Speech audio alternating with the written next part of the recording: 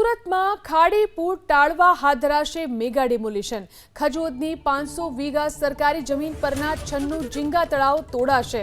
ચોમાસા પહેલા ઝીંગા તળાવના દબાણો દૂર કરવા મંત્રીના આદેશ। મંત્રી ઈશ્વરસિંહ પટેલે સ્થળ મુલાકાત લઈ અને ડિમોલિશનના આદેશ કર્યા। ખાડી પૂરની ગંભીર સમસ્યા માટે દબાણો જ કારણભૂત હોવાનો સ્વીકાર કર્યો। ભવિષ્યમાં દબાણ ન થાય તે માટે ડ્રોન સર્વેલન્સ, વાયર ફેન્સિંગની તૈયારી શરૂ કરવામાં આવી। સુરત શહેરમાં ખાડીપુર આવતું હોય છે ત્યારે મેગા ઓપરેશન હાથ ધરવામાં આવ્યું છે। સંદીપભાઈ દેસાઈ ધારાસભ્ય છે, તેમની સાથે પાણી પુરવઠા મંત્રી હતા। સંદીપભાઈ, ઝીંગા તળાવ ગેરકાયદેસર કઈ રીતે તોડવામાં આવ્યા?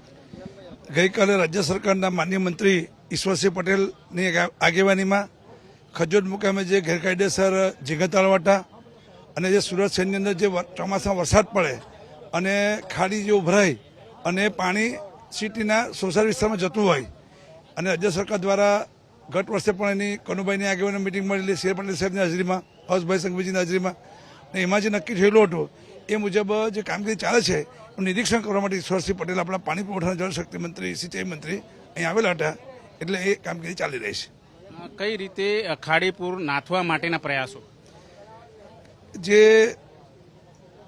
ખાડીની આજુબાજુ જે દબાણ હતા ઝીંગા તળાવના, એ દબાણને કારણે, પાણી અવરોધવાના કારણે એ બધું પાણી શહેરમાં ભરાતું હતું, એટલે એ જો તોડવામાં આવે પાણીનો નિકાલ થાય એ અનુસંધાનમાં આ કામગીરી ચાલી રહી છે। કઈ રીતે જે ઝીંગા તળાવ તોડવામાં આવ્યા?